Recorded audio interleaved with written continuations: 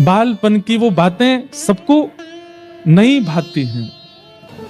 प्रणाम करने के लिए मंच पर जब गई, मीरा के नेत्र सजल। महाराज जी ने पूछ लिया, अरे बिटिया क्यों रोती है? मीरा कहती है, ये मेरे हैं, ये आपके साथ आए हैं, इन्होंने मुझे वचन दिया था ये एक साधु के साथ आएंगे, ये मेरे हैं, आप इनको मुझे दे दीजिए। कोई अपने ठाकुर कैसे दे सकता है किसी को? भी पूजा के ठाकुर जी हो तो दिए भी जाएं, लेकिन जिनसे स्नेह प्रेम के लाड़ के ठाकुर जी, वो किसको कैसे मिल जाएंगे? पहले तो छोटी बालिका समझ करके महात्मा हंस गए, लेकिन जब कहने लगी ये तो मेरे हैं, जिद करने लगी, तो महात्मा भी प्रेमी थे, व्याकुल हो गए, अपने ठाकुर जी को हृदय से लगा के तुरंत चले गए वहां से। मीराबाई कहने लगी, संत बुरे नहीं है, माता पिता बुरे नहीं है, आप ही मेरे पास आना नहीं चाहते हो। अरे और कितनी प्रतीक्षा कराओगे? मैं कब से प्रतीक्षा करती हूँ, अब आ तो गए हो एक महात्मा के द्वारा, अब आ क्यों नहीं जाते मेरे पास? माँ डांटती है, पिताजी डांटते हैं, सब घर के लोग समझाते हैं, पर मीरा की एक अलग जिद है। एकांत में बैठी रहती है, ना खाती है, ना पीती है, ना खेलती है, बस चिंतन करती है और रोती रहती है। प्रतिज्ञा ले ली, मैं अन्न नहीं खाऊंगी, अब मैं प्रयास नहीं करूंगी कि आप आओ मेरे पास, मैं प्रयास नहीं करूंगी कि मैं आपको लाऊं, आपको खुद आना पड़ेगा, मेरी प्रतीक्षा बहुत हो चुकी है। वहां महात्मा ठाकुर जी की सेवा शयन करा करके जैसे शयन में गए, ठाकुर जी उनके स्वप्न में आ गए। उस स्वप्न में आकर के बोले, बाबा आपने मेरी खूब सेवा करी, खूब मेरे 56 भोग लगाए, खूब मुझको लाड़ प्यार कियो, खूब मुझको डुलायो, इतनो भाव से मेरी सेवा करी बाबा, पर अब आपकी सेवा पूरी है गई। जो बालिका आज कथा में आई, मैंने वाकू वचन दियो है कि मैं आपके माध्यम से आऊंगा, आप उनको जाए के मुंह को दे दो। अब जब ठाकुर जी ही स्वयं आज्ञा कर दें तो फिर जय जय, मेरी सेवा में कोई कमी रह गई? नहीं, कोई कमी नहीं बाबा, मैं तो बहुत प्रसन्न हूं, पर अब कछु दिना आप एकांत में भजन करो, फिर मेरी प्राप्ति हो जाएगी। अब आप तो चले जाओगे, फिर मेरी सेवा कौन करेगा? या हमारे सेवा विस्तार के लिए वह कन्या को मोह दे दो। और अर्धरात्रि का समय, नन्ही सी मीरा अनशन व्रत पर मानो बैठी हो, और महात्मा पहुंच गए।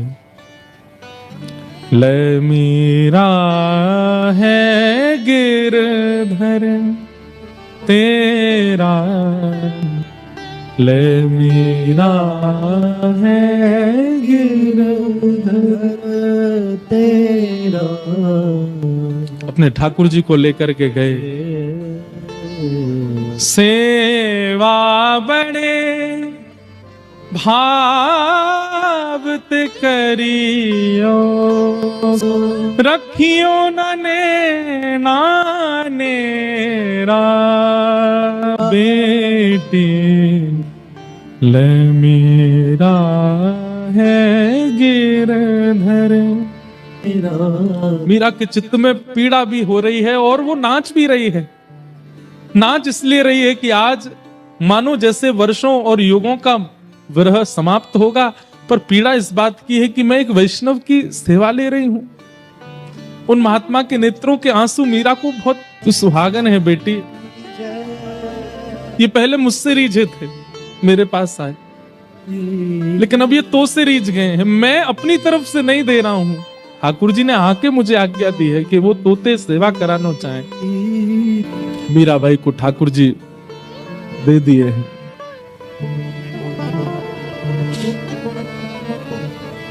चले गए महात्मा। ये ठाकुर जी का नियम है बंधु, एक को संयोग देते हैं तो जिसको संयोग दे रहे हैं मानो किसी को वियोग देके आए, और जिसको संयोग दिया है वो तैयार रहे, एक दिन वियोग मिलेगा।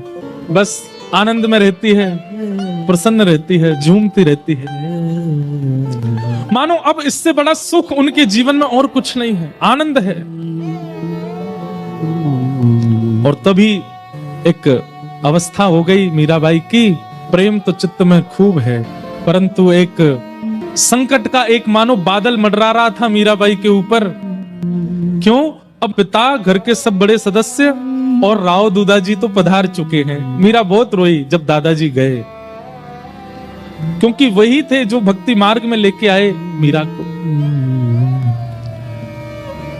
संकट इस बात का है कि अब सब चर्चा करते हैं कि मीरा का ब्याह करो। एक दिन मीरा अपनी मां से लड़ने लगी, मां आप मेरा किससे ब्याह कर रही हैं? अरे मेवाड़ के राजा, मेवाड़ के राजकुमार राजा भोज, तुम जानती हो उनका पराक्रम, तुम जानती हो उनका बल, तुम जानती हो उनका ऐश्वर्य। अपनी मां से मीरा कहती है, तो फिर ये कौन है जिनको बचपन में आपने मेरा बींद बताया था? अरे बालापन की बात है, बचपन में ऐसी तू जिद कर रही थी इसलिए बोला। बोले मां आपने तो ऐसे ही बोल दिया, परंतु मैं तो चित्त में घर करके बैठी हूं कि यही मेरे बींद हैं और मेरा स्वभाव व्यवहार सब कुछ वैसा ही है। आप अपनी बात से कैसे मुकर सकती हैं मां? चुपचाप तैयार हो जा, तुझे देखने वाले आ रहे हैं। कौन समझे विरह वेदना।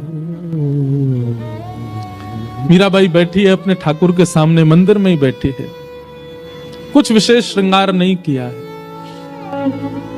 तभी भोजराज और पूरा परिवार सब आए, इच्छा प्रकट की कि एकांत में मीरा से बात करना चाहते हैं। मीराबाई बोली, मेरे लिए तो एकांत मेरे ठाकुर जी का स्थान है, जो बात करनी यहीं बैठ के कर लो। सब चर्चा हुई, मीराबाई ने स्पष्ट कर दिया, एक पत्नी जो धर्म का निर्वहन करती है, अगर वो अक्षा आप मुझसे रखते हैं और मुझसे ब्याह करना चाहते हैं, तो मैं पहले ही आपको स्पष्ट कर दूं कि मैं उन सब धर्म के निर्वहन में बिल्कुल अपूर्ण हूं। आप अपने परिवार में सबसे कह दीजिए मैं उस योग्य हूं नहीं, वो तो मेरे परिवार वाले चाहते हैं, इसलिए मैं आपसे चर्चा कर रही हूं। नहीं तो एक स्त्री का जो धर्म होता है पति के प्रति, ससुराल के प्रति, उन सबको, मैं तो अपने घर के प्रति कोई धर्म नहीं निभा पाती एक पुत्री का, इसलिए मैं आपसे पहले ही स्पष्ट कर देती हूं कि एक पत्नी का धर्म मैं नहीं निभा पाऊंगी। भोजराज का उत्तर सुनने लायक है। बंधुओं, मीराबाई का जिनसे ब्याह हुआ वो अत्यंत कुलीन भाव के। उन्होंने कहा मुझे मंजूर है, मैं भी नहीं आपसे अपेक्षा रखता हूं कि आप पत्नी धर्म का निर्वहन मुझसे करें। आपकी सुबह से अभी तक की गतिविधियां देख करके, आपके विचार भाव और आपके हृदय की स्थिति देख करके मैं जान चुका हूं कि आप सामान्य धर्म में नहीं हैं। परंतु अब मेरी इच्छा और ज्यादा आपसे विवाह करने की इसलिए है कि मैं आपसे पत्नी धर्म का निर्वहन नहीं करवाना चाहता।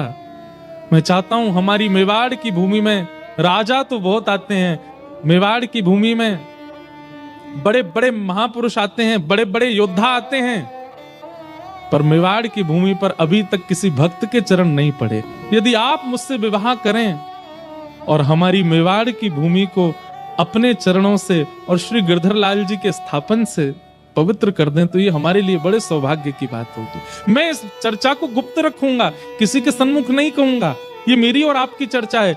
सबको बताने के लिए विवाह का एक अभिनय होगा, परंतु मैं चाहता हूं कि आपके चरण हमारी मेवाड़ को पवित्र करें। बाकी जैसी आपकी इच्छा होगी, मेरी उसमें कोई अतिशयोक्ति नहीं होगी।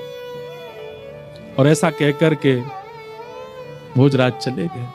मीराबाई ने कोई उत्तर नहीं दिया। लेकिन प्राचीन भारत में कहां पूछा जाता है, सबने पक्का कर दिया ब्याह।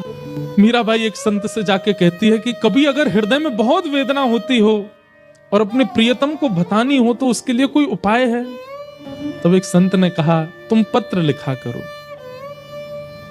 और वृंदावन जाने वाले किसी व्यक्ति के हाथ वो पत्र भेज दिया करो। मीराबाई आज पत्र लिखने के लिए बैठी है और पूरे कक्ष में केवल खाली पत्र पड़े हैं, लिख नहीं पा रही है। बार बार एक एक पन्ना फाड़ती है, फिर कुछ लिखती है और लिख करके फिर उसको फेंक देती, फिर दोबारा लिखती है, फिर फेंक देती, फिर लिखती है। किसी ने आकर के कहा, मीरा ये क्या करती है तू? इतने पत्र पड़े, ये सब क्या है? पत्तियां मैं कैसे लिखूं, लिखी ही न जाए। क्यों? कलम धरत मेरो कर कांपत है। मीराबाई कहती है मैं लिखने के लिए बैठती हूं, पहले तो शब्द याद नहीं आते और जैसे तैसे अपनी स्थिति। बंधुओं एक बात याद रखिएगा, विरह की स्थिति शब्द बयां नहीं कर सकते। वो शब्द नहीं बता सकते कि आपकी स्थिति कैसी है। आप कितना भी प्रयास कीजिए बोलने का, बताने का, नहीं बता पाओगे, क्योंकि विरह प्रेम शब्द की इतनी क्षमता नहीं कि वो आपका विरह प्रेम प्रकट कर सके। लेकिन मीराबाई कहती है जैसे तैसे मैं लिखने का प्रयास भी करती हूं। कलम धरत मेरो कर कांपत है, और जैसे तैसे लिख भी देती हूं, इतने नेत्रों से अश्रु गिरते हैं कि जो लिखा सब बह जाता है। पतियां में कैसे लिखूं, लिखी ही न जाए। घड़ी आई विवाह की, पूरा मेड़ता सजा है, परंतु होने वाली दुल्हन, उसके मुख पर बिल्कुल प्रसन्नता नहीं। मीराबाई ठाकुर जी के सामने बैठकर के केवल इतनी प्रार्थना करती है, मैं देह और आत्मा को अलग मानती हूं। मैं जानती हूं देह की क्रिया आप स्वीकार नहीं करते। देह भले ही कोई और वर्ण करके ले जाए, कम से कम आत्मा आपकी है, ये स्वीकार करके मुझे कैसे भी बता दीजिए कि आपने मुझे स्वीकार कर लिया। मुझे और कुछ नहीं चाहिए।